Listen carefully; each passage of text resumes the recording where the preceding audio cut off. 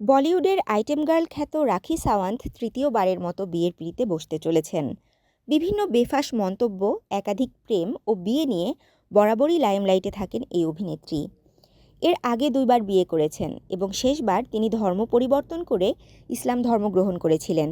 এবার তৃতীয় বিয়ের জন্য পাকিস্তানি পাত্র বেছে নিয়েছেন রাখি। ভারতীয় গণমাধ্যমে প্রকাশিত খবর অনুযায়ী রাখি সাওয়ান্ত তার তৃতীয় বিয়ের কথা নিশ্চিত করেছেন।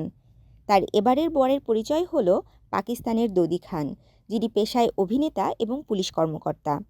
সম্প্রতি পাকিস্তানে গিয়েছিলেন রাখি। এরপর থেকেই তাদের বিয়ে নিয়ে গুঞ্জন শুরু হয়। রাখি সাওয়ান্ত নিজেই এই সম্পর্কের ব্যাপারে কথা বলেছেন। তিনি জানান, দোদি খানের সঙ্গে তার প্রেমের সম্পর্ক গভীর হয়েছে এবং শীঘ্রই তারা বিয়ে করতে যাচ্ছেন। দুজনের মধ্যে পাগলের মতো ভালোবাসা রয়েছে, জানালেন রাখি। তাদের পরিকল্পনা অনুযায়ী তারা লাভ ম্যারেজ করবেন। রাখি বলেন, পাকিস্তানে তাদের বিয়ে হবে, তবে রিসেপশন হতে হবে ভারতে। হানিমুনের স্থান হিসেবে সুইজারল্যান্ড বা নেদারল্যান্ডসের কথা ভাবছেন তারা। দুবাইয়ের একটি হোটেলে থাকার পরিকল্পনাও রয়েছে তাদের।